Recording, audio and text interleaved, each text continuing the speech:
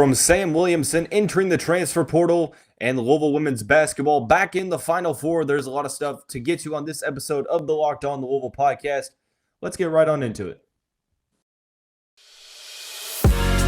You are Locked On Louisville, your daily podcast on the Louisville Cardinals. Part of the Locked On Podcast Network, your team every day. What is going on, everyone? Welcome in, as always, to another episode of the Locked On Louisville podcast. I'm your host, Dalton Pence. For those who are not aware of who I am, I serve as a credential media member for Cardinal Sports Zone. Also do some PA and ASSE work for the university in various sports. You all already know what date it is. I feel like I don't even need to announce this guy. It's a Wahman Wednesday. Cardinal Sports Zone co-founder and editor Jeremy Wahman is back in the virtual set. What's going on, man? From now on, you must call me 10KJ. 10KJ. Oh, yeah, I forgot you got 10. Congratulations on 10,000. Man, it only took me 13 years, but I'm there. Mama, I made it. You know what they say, the first 10,000 is the hardest. Yeah, they do. No, I went to bed last night, and I had like 99.58, and I was like, all right, well, because I've been on watch since I hit 9,900. I was like, all right, well, it won't happen before the morning. Then I woke up this morning, I went over. I was like, dang it, I didn't even get to watch 99.99 turn to just 10K. So, no, thanks to everybody out there that cares enough about what I have to say to follow me. I appreciate. That's why I follow everybody back. Not a lot of people follow everybody back. I do, because if you care about me, I care about what you got to say. I love that. I love that, Jeremy. Definitely a top three, and he's not number 2 nor number 3 in terms of best Louisville follows. A lot of stuff to get to on today's show. We'll start out talking about Sam Williamson entering the transfer portal. We'll then transfer, and I guess that's a weird way to go into the next segment. We'll transfer into the next segment, talking about why you need to relax when it comes to allowing Kenny Payne to do his work and go about his business. And then finally, in the last segment, the women's basketball team back in the Final Four for the first time since 2018. We will talk about what the Cardinals need to do to cut down the nets for the very first time. But we'll start out talking about Sam Williamson. Jeremy, I think this, you and I have been pretty much on the same page. I know you have been calling this for quite some time now. Yeah. Sam Williamson inevitably was going to hit the transfer portal. He did so a couple days ago. Obviously not a surprise, but I mean, it does sting a little bit because I really wish he would have succeeded here. Yeah, I mean, if you listen to the Cardinal Sports Zone podcast, which you can find on every podcast avenue on earth, you knew this was coming mid-January when all the locker room drama, boil over, whatever you want to call it, happened. That's when we were told Sam was going to be transferring back to his home state. Now, a lot of people assume Texas. Not really sure what the deal is there, but no, Sam was one of my favorite players this freshman year. There were times when we recorded this podcast where certain people thought he could be a one and done, and just something happened. And the same thing that happened to him happened to Jalen this season. It's almost like the stuff going, and I don't blame either one of them at all. Let me start this off by saying some people can handle the politics, the backstage drama, the extracurriculars, and some people cannot. I feel like those two were just, and nothing against them, they just were not. They just wanted to go out there, play ball, have fun. But these pressures just weighed on them too much, and it affected them when they got in the game. And then all the head games that were being played by the two authority figures that they had. I just think it was too much. I don't blame him for wanting to go. He doesn't. I mean, I just would love to see him. I would love to see all these guys give Kenny the summer, and then I know that's kind of like, well, they can't really do that because they need to be practicing with a new team. But, like, give him the next 30 days at least. And if you don't like what he's doing, if you don't like how he coaches, or if you don't like the fact that he's about to, knock down recruit after recruit after recruit, then go ahead and go. But, again, we don't know. I mean, I guess it should be coming out here within the next few weeks, the coaching announcements. The transfer portal stuff has started to come out. The additions, commits, stuff like that. I would have just liked to have seen Sam. I think he's the only one who I know that is leaving that I would like for him to have given Kenny a little bit more time to kind of like win him over. And you mentioned the off the court stuff. Kind of going into the on the court stuff, I feel like, year one, he's playing behind Jordan Nwora. You have Dwayne Sutton, Steven Enoch. You have a handful of guys that, playing ahead of him and stuff like that. So, year one was kind of something on par with what I was expecting. He only averaged, I think, like 5 and 4, 5 points, 4 rebounds. Second year was a little bit different, kind of a lost year. The 2 COVID pauses. David Johnson and Carly Jones really kind of the 2 scoring figures on the team. And then this season, it seemed like, the train went off the tracks multiple times throughout the year. And this was a team that really struggled to grasp what their offensive identity was. I don't really think they ever truly found that out. I don't think they ever really came to terms with their offensive identity, maybe even once in the past 2 seasons. So, from you can see this from a team perspective, but when you break it down, if a team can't find out what its identity is, how can you expect an individual guy to be able to play within those parameters and be able to develop as well? I felt like I don't necessarily maybe think it was the same situation as a VJ King, because I think that Sam was a little bit on a different level. No disrespect to VJ or anything like that. But both players were kind of victims of a system that maybe necessarily didn't utilize their strengths in the right way. People like to mention him with VJ or Wayne Blackshear. And at the end of the day, those are 3 different dudes in 3 different situations. Yeah. Mm-hmm. We expected a lot more out of Wayne, but he got hurt. He came in hurt. So that dampened that. Trust me, somebody who tore his left ACL 2 weeks into freshman football practice at Louisville, rehab for a year, went to run routes, very first cut toward the right ACL, rehab for another 11 months, and then go in to get cleared, and the doctor tells you, you're never going to be able to play football again. I was talking to my quarterback Saturday, Chris. I don't know if y'all have heard of him before. I won't drop the last name. If you know, you know. But like the injuries take a toll on you physically and mentally. So Wayne was just one of the nicest dudes I ever met. There, you would not get any drama. There'd be no off the court stuff. He just wanted to play basketball, and there just was something that held him back. And much love to them. But 3 different guys, 3 different scenarios, and I don't think it's fair to compare him to those other 2. I just wish Sam the best of luck in his next step. I won't say I'll cheer for his team.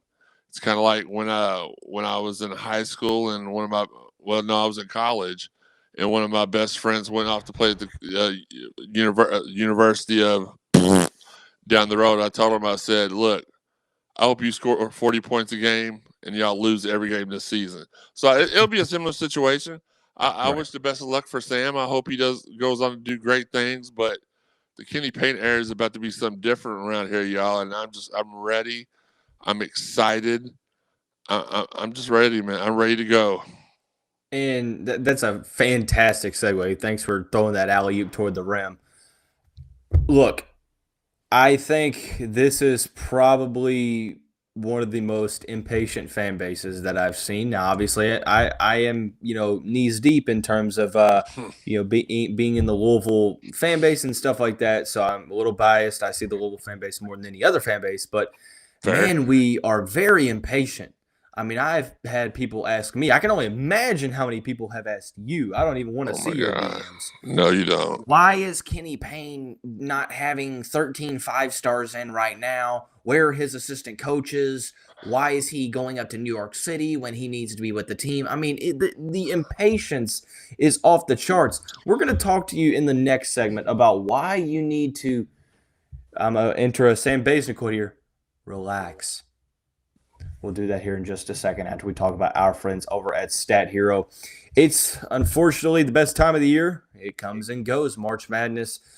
Regardless of how much I think I know the field heading into the big dance, the first day of the tournament shows how much I do not know the field in the first day of the big dance. That's kind of why I've shied away from filling out as many brackets as I've done and kind of gravitated more towards StatHero.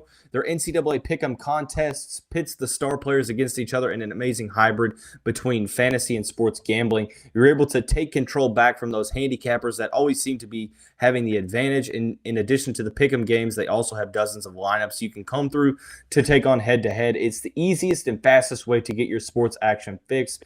And it's simply what daily fantasy was meant to be. You can sign up for free right now at stathero.com/lockedon and use the promo code LOCKEDON for a 100% deposit match. Once again, that's stathero.com/lockedon while using the promo code LOCKEDON for a 100% deposit match. Before we get into the segment, as always, I want to talk about our friends over at Built Bar. We're kind of a month past the time where I usually give up on the resolutions that I set for myself every year. This year, it's been a little bit of a different story. I've continued to eat right a lot. That is, and thanks in part to Built Bar. It's the protein bar that tastes like a candy bar. You don't get the plain chalkiness, the wax, the waxy feeling. Just plain hard to choke down. Sometimes it's covered in 100% real chocolate. It's it's essentially what protein bars were meant to be. You can check out the macros at built.com. They're low calorie, high in protein, a bunch of different flavors to choose out from. If they think it'll be good, they make it tasty first, and they find out how to make it healthy after. So do yourself a favor, go to built.com. Use the promo code LOCKED15, and you'll get 15% off your order. Promo code LOCKED15 for 15% off at built.com. I don't think there's a better person to talk to about being patient with Kenny Payne than the guy who is probably closer to Kenny Payne than almost any of the media out there, any of the fan base out there.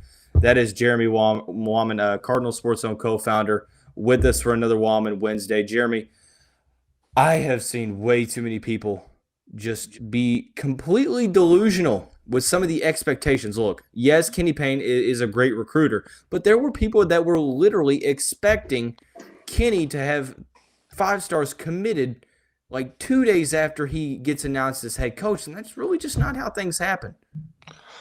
If you listen to our show that we did Saturday, the title of it's "Let the Cake Bake." Y'all, and I try to shout out to the Discord crew. I'm still never going to join your little group because you all hate each other. It seems like you hate the University of Louisville.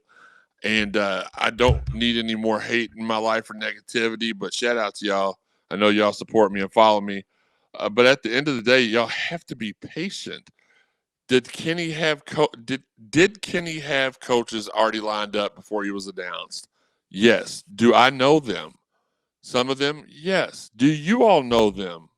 No. He's going to announce them when he wants to.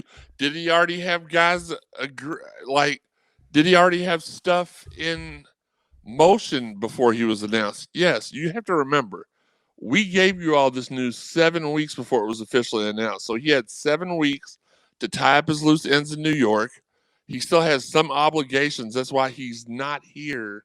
There was reports yesterday that, and I don't know, and if you know, I don't want you to say it, but there was somebody yesterday on a radio show here in Louisville that were telling the fans, I've heard that Kenny Payne hasn't talked to any of the guys yet. And that just isn't true. He has a little bit of a tidbit. I was going to talk about that on our show, this week, but he actually did hold a Zoom meeting with about 6 to 8 players the Monday. So he was named head coach on Friday. The following Monday, because he was still in New York trying to get stuff together, about 6 to 8 players were present for a Zoom meeting. If whoever the radio person was spoke to one of the players that weren't invited, there's a reason for that. They're not going to be on the team this year. He didn't invite people he wasn't going to keep, or that there wasn't a chance. And I still strongly feel that number is 5. And I feel like maybe by the time this airs, we hear of another guy whose brother decommitted or reopened his recruitment is what they're calling it now. Like he's destined for the transfer portal. I think there's a couple of more that are going to go that way, but at the end of the day, I feel very confident that L, Sydney, Mike, JJ, and Jalen are locks. As soon as I say that, one of those guys are going to change their mind. But as far as what I've heard, those guys are the ones that are going to return. And there is one more who's a maybe. But at the end of the day, let Kenny do his job. I do also want to take responsibility because, yes, have there been a lot of people that want 17 5-stars immediately? Yes. Do we give tidbits on our show that you won't hear anywhere else that get people excited like that? Yes. So it is partially our fault. And when I say our, I mean me. I take, I'm the captain of the team, so I take full responsibility. I apologize, but at the end of the day, you all told me 8 weeks ago now, when I told you Kenny was going to be our next coach, oh, it's not going to happen. And then you stressed me out for 8 weeks, tell me, well, if it don't happen by this Monday, it's never going to happen. If it doesn't happen, just be patient. It's going to happen. We're going to be fine. Are we going to go 40-0 this year? No. No, we're going to have 5 guys come back. We're going to get 3 key transfers, I feel. 1 or 2. We got Kamari coming back. We're going to get 1 or 2.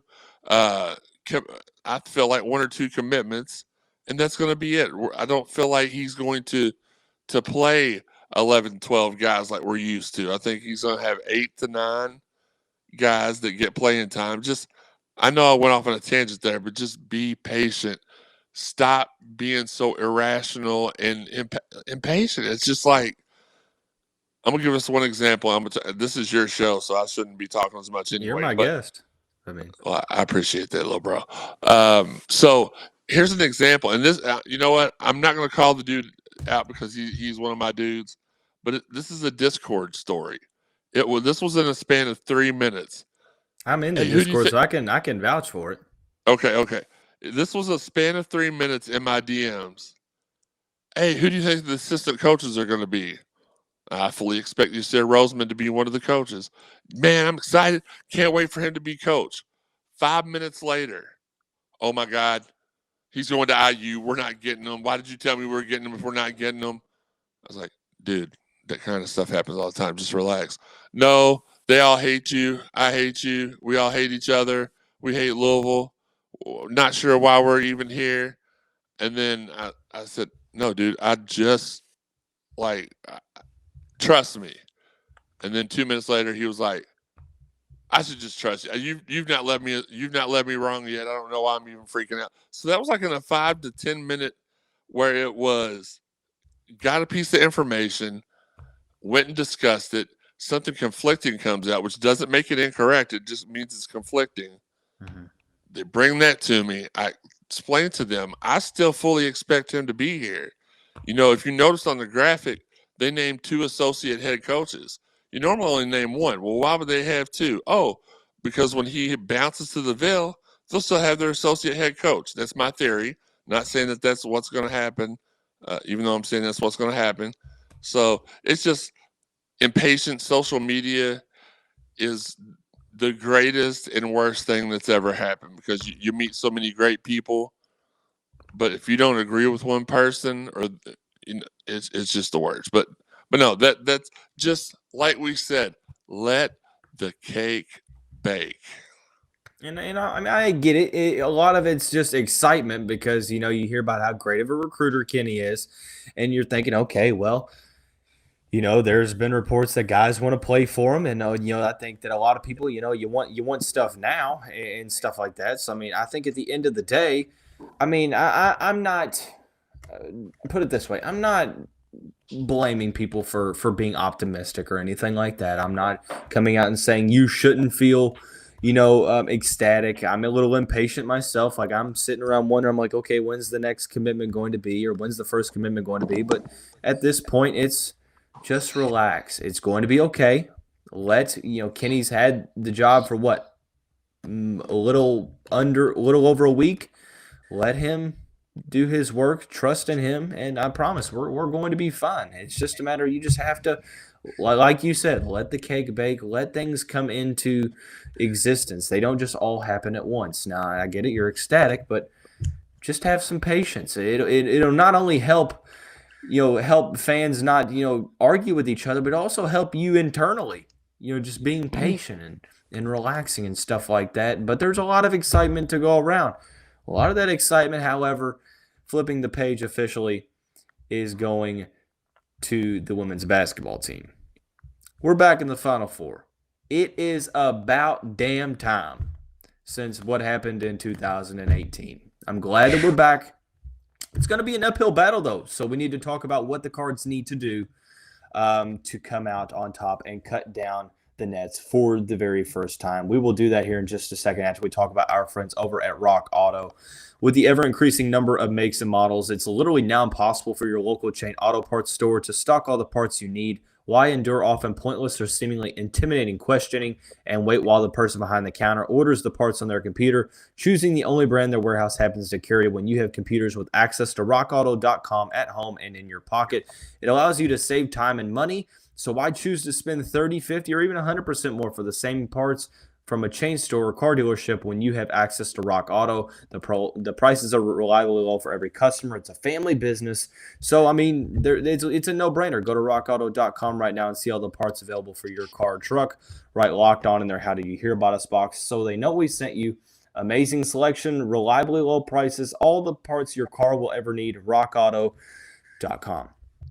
The final segment of this Wahman Wednesday edition of the show is dedicated to the women's basketball team. In the Final Four, like we've mentioned, they will play against the South Carolina Gamecocks, the number one seed in all of the land. Needless to say, it'll be an uphill battle to cut down the Nets in Minnesota. Jeremy, what do the Cards need to do to make sure that they come out victorious?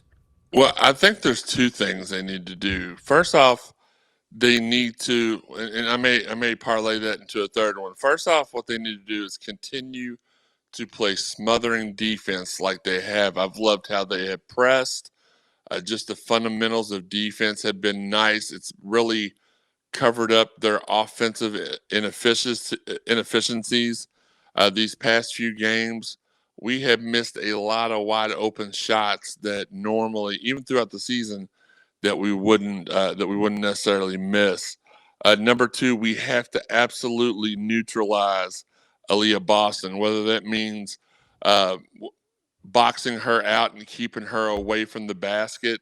Like, it doesn't take I know a lot of players are like have a score first mentality, but even when I played basketball, like on rec teams, I was the biggest guy on the court, and it was my job to make sure that their big guy was at least 10 to 12 feet away from the basket. If the shot went up, I'm automatically putting my rear end right in front of them, so that way they didn't have a shot to get the rebound. Either I got it or one of my teammates did. And her numbers are quite impressive. 16.8 points per game, 12.2 rebounds.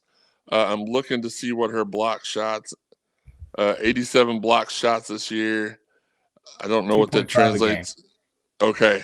It doesn't have South Carolina's website is trash. So, but anyway, you got to neutralize her. And I think third, and it sounds very, very simple. So Louisville's calling card all year has been the fourth quarter collapse. What I will say, this in the postseason, that's when they've turned it up, and locked the game up. So that needs to continue, but it's fundamentals. Fundamentals is what's going to win this game for Louisville. Right now, I've got Louisville winning by 6. I think Haley continues her 20 points per game clip. I think Emily has a big game. I think Kiana has a big game. I think Emily and Aliyah kind of cancel each other out a little bit, but my goodness, Emily Inksler can do it all, can't she? She had like 4 steals in the last 2 minutes of the game last night. Wow. She does that every game. She's just a walking. Gosh, I'm so glad that she decided to come to Louisville for her last season. But that's it. That's the keys of the game for me. It's execute the fundamentals, neutralize Aliyah, and just keep playing that. That's the kind of defense where where in your head, if you accidentally foul them, let me rephrase that. the risk is worth the reward, because a lot of the times we just walk up and take the ball from them. So I love the little jump D, the pressure press. We called it the jump press. I've seen that put in a lot in this postseason, and I honestly think I know I've said it before, but I don't think that we've ever had and I'm going to think really hard about how I say this, because I know Jazz Covington, I know Shoni Schimmel, I know Angel McCoughtry, and I don't want any of them to come punch me in the streets if they see me. I'm not sure we've ever had as complete of a team as we do this year. Kiana, Chelsea, Haley, Olivia, Emily, Mikasa. I mean, just the list goes on and on. The only person that you can't substitute for and have somebody just step up to that level, in my opinion, is Haley. But everybody else, you can get somebody in there of a similar quality, similar production, and that's not something that we've ever had. We've always had 2 or 3 stars on the floor at the same time, and maybe one reserve that could come in and pick up the pace. But this team is special. It really is, I feel like.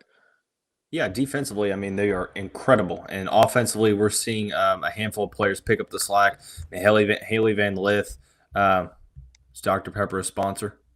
I'm trying to get them to be a sponsor. I do that during our show as well. So that'd be pretty dope. Fingers crossed. That'd be pretty dope. You've got McDonald's, so I don't want to hear anything. I haven't had a McDonald's read in quite some time. But regardless, it's kind of hard to do a McDonald's read too. It's just a lot that goes into it. But I digress. Defensively, I mean, the team is great. They have had some instances to where in this tournament, Gonzaga, Tennessee, and then Michigan all kind of got some easy shots, especially from the perimeter. That carried over into the Michigan game. Just some blown assignments and stuff like that. Offensively, Haley has been incredible. 20 points in her last 4 games, all being in the tournament.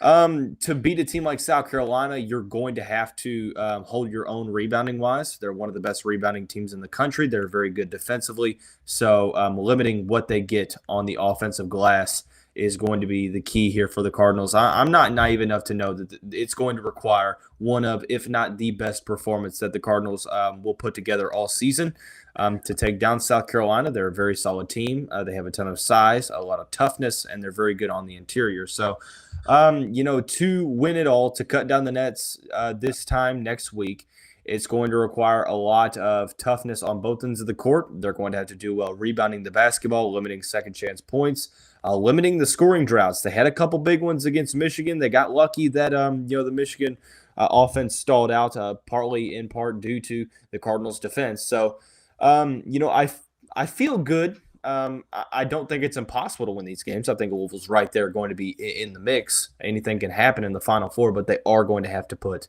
some good performances together. So, and I wanted to mention this because a lot of times, sorry, I'm trying to get something posted for the website. You're fine. A lot of times, I'm glad you said that. You hear, well, they couldn't hit shots either. We weren't hitting shots. We're just lucky neither one of us could hit shots. Last night during the Elite Eight game against Michigan, we weren't hitting shots because we were rushing them. They weren't hitting shots because they could not see where they were shooting because our defense was just so overwhelming. So I want to give them the credit for that, because a lot of times it's dismissed as, oh, well, they couldn't hit, we couldn't hit. Yeah, they got lucky. We couldn't hit, they couldn't hit. No, we couldn't hit, and that's something that we have to. I wanted to say earlier too, to give ourselves a better chance of winning these next 2 games. We have to eliminate the mistakes, and we have to stop rushing our shots. We probably win that game by 30, just off of the missed and rush shots that we had. But I do want to give the entire team props for being the reason why we were able to hang in there when we missed shots, because we were making them. I'm not saying every shot we missed was because of a bad decision on our end. Maybe they got a good defensive look, but every single time they had the ball, we had a hand in their face, and it made a difference. So shout out to, because everybody loves to score, everybody loves to play offense. Very few people love to play the defense, and this team loves to play the defense. 100%. I definitely agree. It just feels like you said, I think that you summarized it the best. This feels like one of the most complete teams, if not the most complete team that Walls has had here. I'm trying to think of back to any of the teams, maybe 2018. I feel like this team is deeper than the team that in 2018. I feel like 2018 was very top heavy with Asia Dur and company, but Maisha Hines-Allen, but ultimately very deep of a rotation. Walls has his players and has them playing at a very solid level. So we will continue to talk about. I'm going to try to get Sam on to talk women's basketball this South Carolina preview later on in the week if we can finagle that. So, look, really quick, tell him he can come over to my house and record it.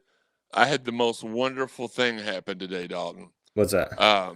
So I've been. Let's pull the curtains back a little bit. It is my responsibility as the editor of Cardinal Sports Zone to upload all the press conferences, any video, any interviews that we do.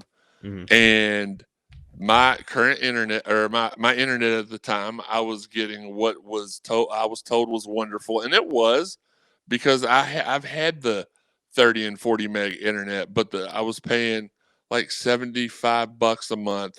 I was getting 240 meg download, but 20 upload, and it was taking me an hour to upload. I mean, I've sent you videos before. I was like, "Hey, Dalton, I just got the email. You'll get the videos here in about an hour or so." So fast forward to this past weekend. Shout out to my brother Joey. He's the one that brought this up. He's like, I was complaining because I had some press conferences to upload. So, man, I hate these. He's like, "Why does it take so long?" I said, "Well, I've got one of the package that gets me like a gigabyte.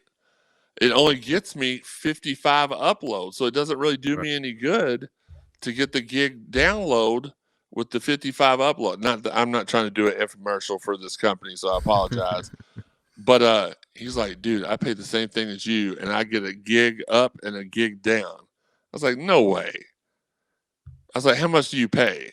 And he's like, I pay the same exact thing that you pay." So I'm sitting there thinking, I'm like, well, why?